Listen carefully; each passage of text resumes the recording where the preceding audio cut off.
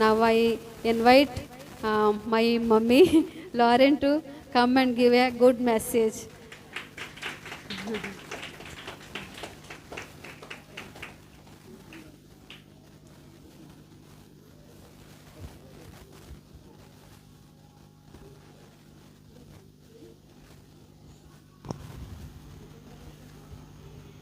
Good morning.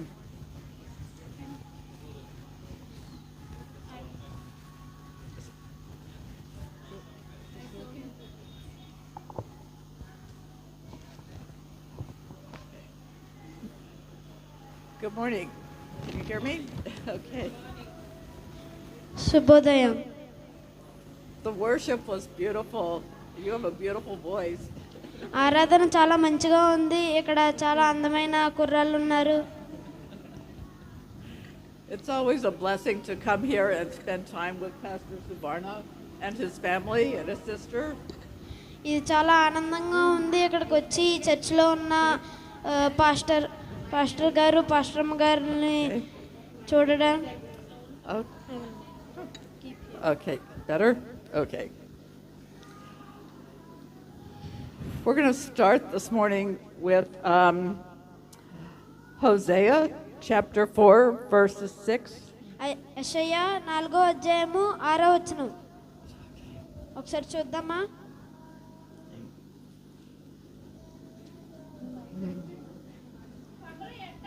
Okay.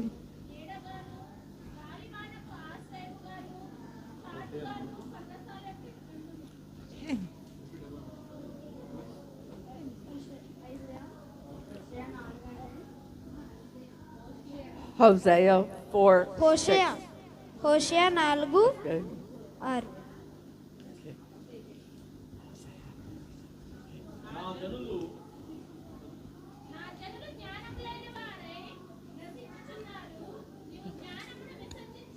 Okay. Okay.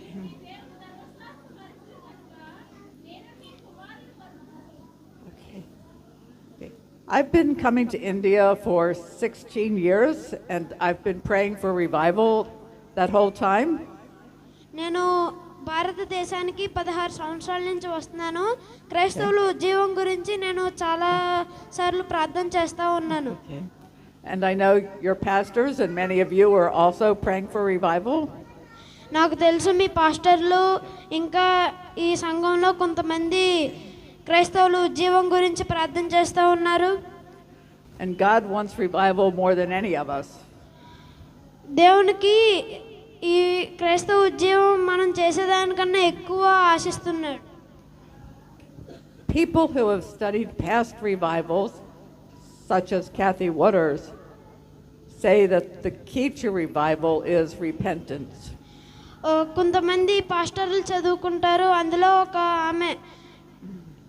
ఆవిడ ఏం చెప్తుందంటే పశ్చాత్తాపము క్రైస్తవుల ఉద్యమానికి ఒక మూల తాళపు చెవి లాంటిది.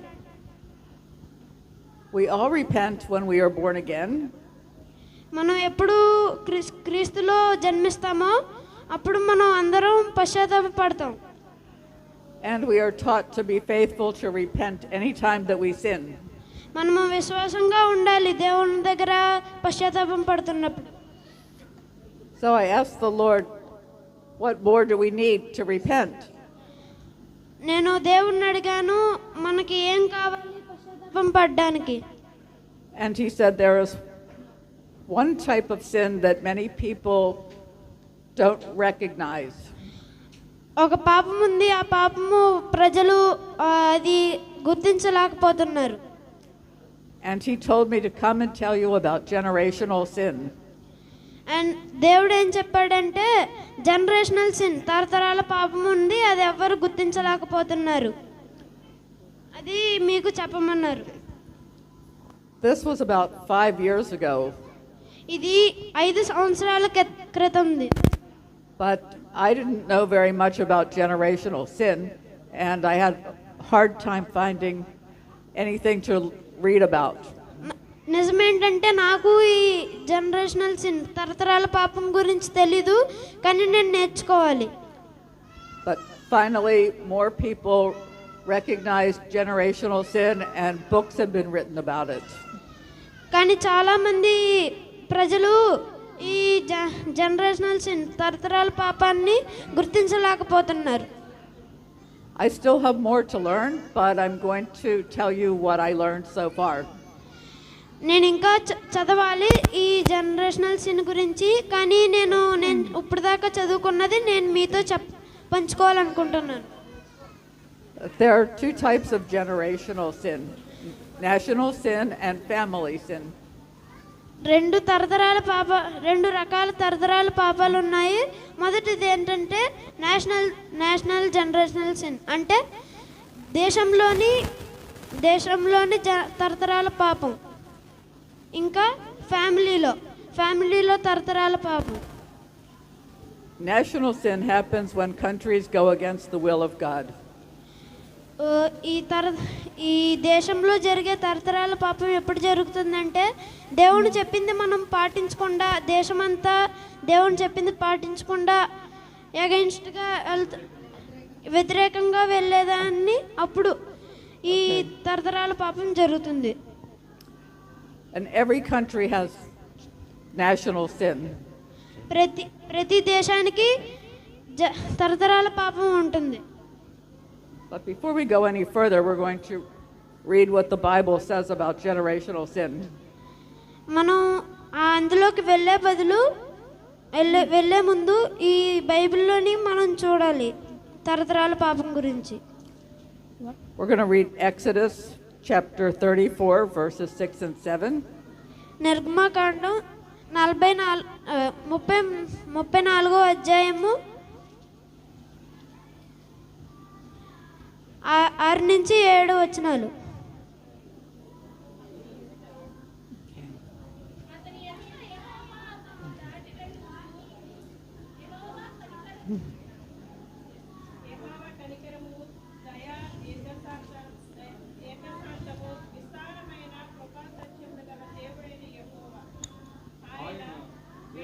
మందికి కృప చూపుచు దోషమును అపరాధమును పాపమును క్షమించును గాని ఆయన ఏమాత్రము దోషులను నిర్దోషులుగా ఎంచక 3-4 తరముల వరకు తండ్రి దోషమును కుమారుల మీదకని రప్పించునని ప్రకటించెను. We are not going to read these verses, but the Lord gives the same warning in 4 other verses. మనం ఇప్పుడు ఇంకా చెప్తానన్నారు, అందులోని కొన్ని వర్సెస్ చెప్తారు, అవి మనం చదవకూడదు. కొన్ని వచనాలు చెప్తారు, అవి మనం ఇప్పుడు చదవ అవసరం లేదు.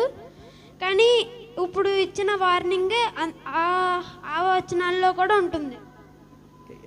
Exodus 20, verses 4 to 6. నిర్గమకాండము 20వ అధ్యాయము 4 నుంచి 6. Deuteronomy 5, verses 8 to 10. ద్వితీయోపదేశకాండము 5వ అధ్యాయము 8 నుంచి 10 వచనాలు. Deuteronomy chapter 30, verse 19. ద్వితీయోపదేశకాండము 30వ అధ్యాయము 19వ వచనం. And Numbers chapter 14, verse 18. ఇంకా లాస్ట్లో సంఖ్యాకాండము 14వ అధ్యాయము 18వ వచనం. When the Lord speaks something 5 times in the Bible, we know that he's very, very serious about it. మనకు తెలుసు దేవుడు 5 సార్లు దేని గురించి అయితే మాట్లాడతారో అది చాలా సీరియస్ అయిన విషయం అని.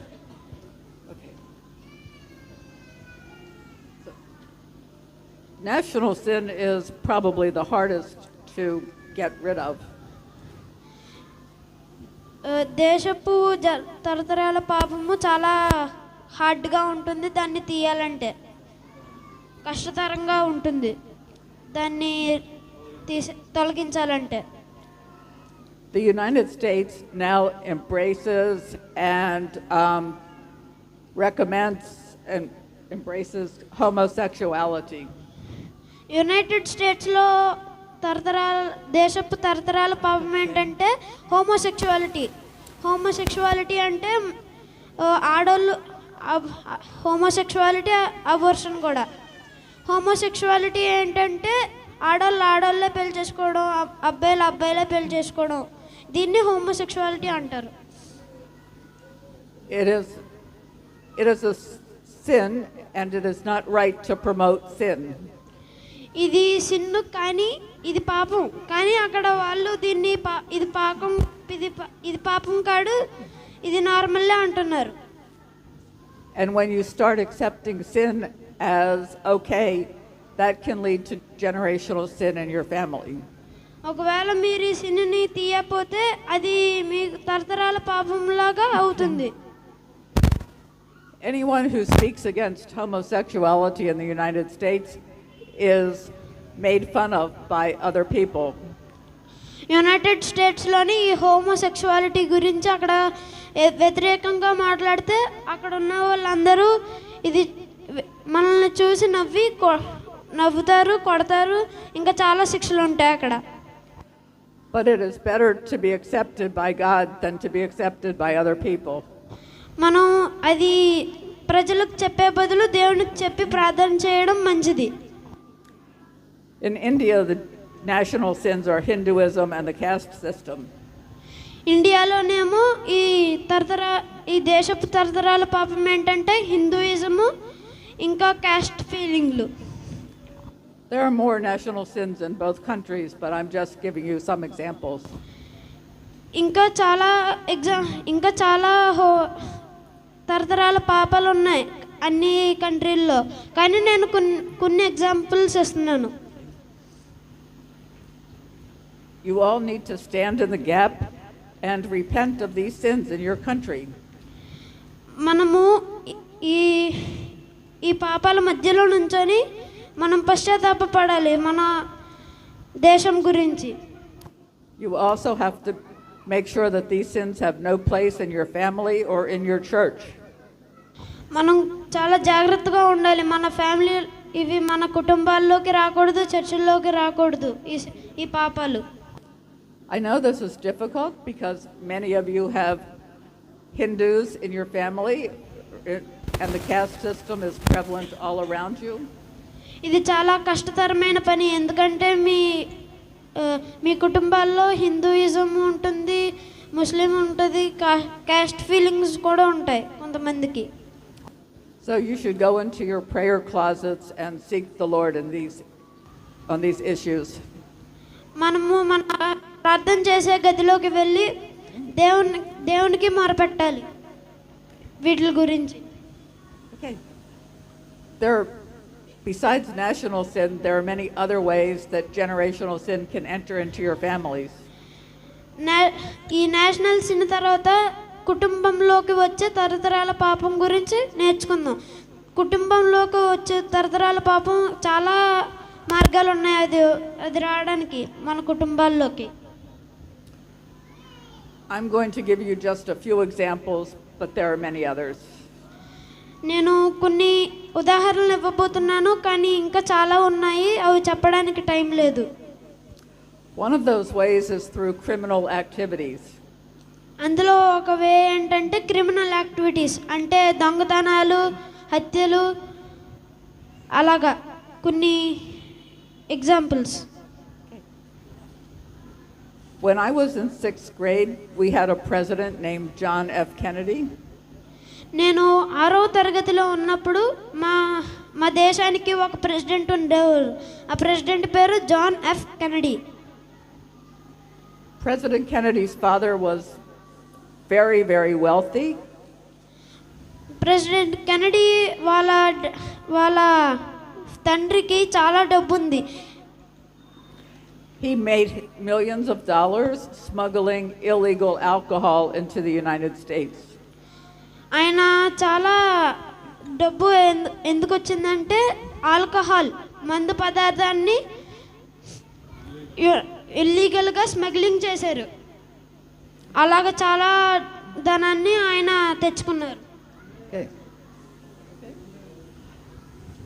President Kennedy was shot and killed. Kennedy ఎలాగ చంపబడ్డాడంటే ఎవరో కానీ అతన్ని గన్నుతో కాల్చి చంపేశారు. A few years later, his brother was shot and killed. కొన్ని సంవత్సరాల తర్వాత వాళ్ళ తమ్ముడు కూడా అలాగే చంపబడ్డాడు. 4 members of the Kennedy family were involved in plane crashes. నలుగురు కెనడీ ఫ్యామిలీలో నలుగురు ప్లేన్ క్రాష్లోని విమానపు యాక్సిడెంట్లో చనిపోయారు. అంటే ముగ్గురు చనిపోయారు. 3 of them died and 1 was permanently injured. అందులో ముగ్గురు చనిపోయారు. ఒకరేమో మంచం మీదే అలా ఉండిపోవాల్సి వచ్చింది.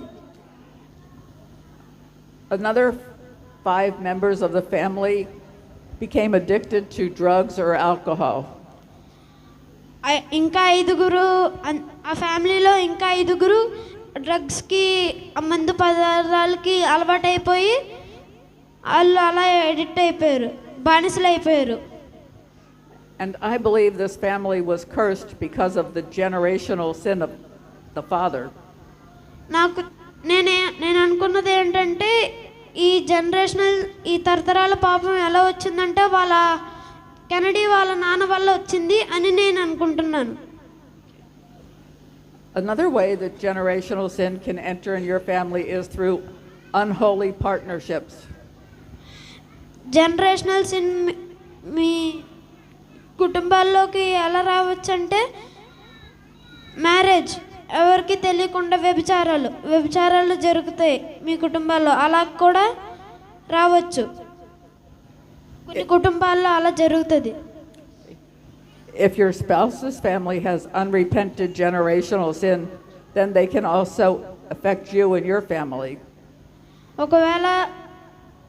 ఒకవేళ కుటుంబంలోకి ఈ తరతరాల పాపం వచ్చిందంటే ఇది తీయడానికి చాలా కష్టం. That is why 2 Corinthians chapter 6 verse 14 says, "Do not be unevenly yoked." 2 కొరింథీలు Chapter 6 verse 14. 2 కొరింథీలు 6వ అధ్యాయం 14వ వచనం చెప్తుంది. ఏం చెప్తుందంటే మీరు అవిశ్వాసులతో జోడుగా ఉండుకుడి, నీతికి దుర్నీతితో ఏమి సాంగిత్యము, వెలుగునకు చీకటితో ఏమి పొత్తు అని చెప్తుంది. కొరింథీలు 2వ అధ్యాయము 6వ వచనము 6వ అధ్యాయము 14వ వచనం ఇది ఇలా చెప్తుంది. When the Israelites were in captivity, they started to intermarry with the pagans. Israel ప్రజలు కూడా ఇలాగే వ్యభిచారం చేసి తరతరాల పాపాన్ని వాళ్ళ దేశంలోకి తెచ్చుకున్నారు, కుటుంబాల్లోకి కూడా తెచ్చుకున్నారు. And it took 2 Old Testament prophets to stand in the gap and repent of this national sin. అది ఇద్దరు ప్రవక్తల్ని మధ్యలో నుంచొని వాటి గురించి పశ్చాత్తాపం పడేలా చేసింది. First, the prophet Ezra stood in the gap and repented of this sin. మొదటి ప్రవక్త పేరు ఎజ్రా. అతను ఈ పాపాలకు మధ్యలో నుంచొని పశ్చాత్తాపం పడ్డారు. Then the prophet Nehemiah spent 6 straight hours in prayer to repent of the same sin. ఇంకా రెండో ప్రవక్త పేరేంటంటే నెహెమ్యా. ఆయన ఈ పాపాలకు మధ్యలో నుంచొని 6 గంటలు పశ్చాత్తాపం పడ్డారు ప్రార్థన చేస్తూ. Trust me, it's very difficult to pray 6 straight hours at one time. నాకు తెలుసు 6 గంటలు ఆపకుండా ప్రార్థన చేయడం అంటే చాలా కష్టం. But thankfully, Nehemiah found the strength and the courage to do it. కానీ దేవునికి మహిమ కలుగును గాక, నెహెమ్యాకి చాలా దేవుడు ఆత్మీయ బలాన్ని ఇచ్చి తను 6 గంటలు ఆపకుండా ప్రార్థన చేయడానికి దేవుడు తనకి మంచి జ్ఞానాన్ని ఇచ్చారు. Another way that generational sin can enter in your family is being cursed by words. ఇంకో దారి ఏంటంటే తరతరాల పాపం మీ కుటుంబంలోకి రావడానికి మాటలు అంటే మాటలు. Okay. If criticism and rejection are the norm in your okay. If criticism and rejection are the norm in your family, the curses attached to these words can be activated. If criticism and rejection happen in your family a lot, then the curses attached to those words. ఒకవేళ criticism waste మాటలు మీ కుటుంబంలోకి వస్తే generational sin తరతరాల పాపం మీ కుటుంబంలోకి రావచ్చు. ఒకరినొకరిని దూషించుకోవడం, ఒకరినొకరిని శపించుకోవడం, ఇది జరిగితే తరతరాల పాపం మీ కుటుంబంలోకి రావచ్చు. కాబట్టి మనం జాగ్రత్తలు తీసుకోవాలి. I believe this is especially true in India, where there are a lot of traditions that people are expected to follow. ఇండియాలో నాకు తెలుసు ఇండియాలో చాలామంది ఇలాగా మాటలు మాట్లాడి ఈ తరతరాల పాపాన్ని వాళ్ళ కుటుంబాల్లోకి తెచ్చుకుంటారు. ఎలాగంటే ఆచారాలు పాటించి. If you were constantly told that you have to stay in the family home and follow traditions, you may not realize your full potential. ఒకవేళ మీరు అక్కడే ఉండిపోయి ఆచారాలని మీరు అందులోనే ఉండిపోతే మీరు అక్కడ ఉండిపోతే మీ కుటుంబంలోకి తరతరాల పాపం రావచ్చు. Maybe God wants you to be prime minister or a surgeon or a missionary. ఒకవేళ మీరు అలా చేయకుండా ఉంటే దేవుడు మిమ్మల్ని చాలా పెద్ద స్థాయిలో పెట్టాలనుకుంటున్నారు. ఎలా అంటే ప్రైమ్ మినిస్టర్గా, ప్రధానమంత్రిగా, అలాగా సర్జన్ లాగా, డాక్టర్ లాగా చేయాలనుకుంటున్నారు. The Bible tells us to honor our parents, and it also tells us to follow God's calling on our lives. Bible ఏం చెప్తుందంటే మీ తల్లిదండ్రులు చెప్పింది విను అంటుంది. కానీ ఇంకా సామెతల్లో ఏముంటుందంటే మీ తల్లిదండ్రులు చెప్పేది వినమంటుంది. ఇంకా దేవుని చెప్పింది కూడా వినమంటుంది. So how do you do both? మరి మీరు ఎలాగ రెండు చేయగలరు? God will not break his own commandments. He will make a way if you are willing to be patient and to hear his calling, hear his voice.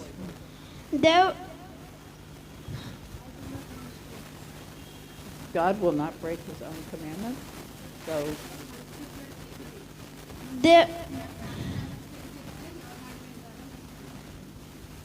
దేవుడు ఏం చెప్పాడంటే మంచి చేయమన్నారు. ఒకవేళ మీ ఫ్యామిలీ వాళ్ళు చెడు చేయమంటే మీరు ఏం చేస్తారు? మనం శాంతి కలిగి ఉండాలి, దేవుని మాట వినాలి, ప్రార్థన చేయాలి. it may not be in ways that you expect, so be prepared to do things differently. మనం అది మనం మర్చిపోయి అది చేయాలనుకుంటాం. కానీ మనం దేవుని మాట విని దేవునికి ప్రార్థించాలి. But if it's truly God's calling on your life, he will make a way. ఒకవేళ దేవుడు మిమ్మల్ని నిజంగా పిలిస్తే దేవుడు మీకు ఒక మార్గాన్ని సృష్టిస్తారు. The last way that I'm going to mention that generational sin can enter into your family is through idolatry. ఇంకా నేను లాస్ట్ చెప్పాలనుకున్నది ఏంటంటే తరతరాల పాపం మీ కుటుంబంలోకి రావడానికి డాలట్రీ అంటే మనీ కొన్ని కొన్ని విగ్రహారాధనల వలన తరతరాల పాపం మీ కుటుంబంలోకి రావచ్చు. There's a pastor in New York City who wrote a book that said idolatry was the main reason that Israel was sent into 70 years captivity. న్యూయార్క్లో ఒక పాస్టర్ ఉన్నారు, అలెగ్జాండర్ పెగాన్ అని. అతను ఏం చెప్పారంటే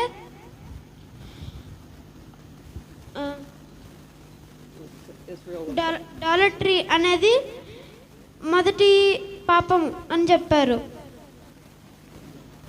విగ్రహారాధన. Israel was worshiping false gods, but anything that you put in front of God can be an idol. మనం ఒకవేళ మనము దేవుని కన్నా ముందు ఏదైనా పెడితే అదే విగ్రహారాధన అన్నట్టు జరుగుతుంది. So if any of you have a history of Hinduism or Islam or Buddhism or any other false religion, ఒకవేళ మీలో ఎవరైనా హిందూయిజం నుంచి, ముస్లిం నుంచి, ఇస్లాం నుంచి వచ్చిన వాళ్ళు కొంతమంది ఉంటారు కదా, వాళ్ళు ఈ హిందూయిజంని అవి ముందు పెడితే దేవుని కన్నా ముందు పెడితే అదే విగ్రహారాధన. then you might have generational sin in your family. అప్పుడు మీ కుటుంబంలోకి తరతరాల పాపం వస్తుంది. If so, you are being called to stand in the gap and repent. అప్పుడు మీరు ఏం చేయాలంటే ఆ పాపాల మధ్యలో నుంచొని దేవునికి ప్రార్థన చేయాలి. What started as a sin with one person who started worshiping an idol, and then others started worshiping idols, and it led to 70 years of captivity and a national sin. మీ కుటుంబాలలోనే కొంతమంది ఉంటారు, వాళ్ళు ఏం చేస్తారంటే విగ్రహారాధన చేస్తూ ఉంటారు. అలాగా వాళ్ళని బట్టి వాళ్ళ కుటుంబాల్లోనే కూడా అందరూ అలాగ చేస్తూ ఉంటారు. అప్పుడు ఇశ్రాయేలీలు 70 సంవత్సరాలు అలాగా దేవునితో సంబంధం లేకుండా బ్రతికారు. But God has given us our freedom, and He has given us weapons that we can use to prevent generational sin and national sin, family sin and national sin.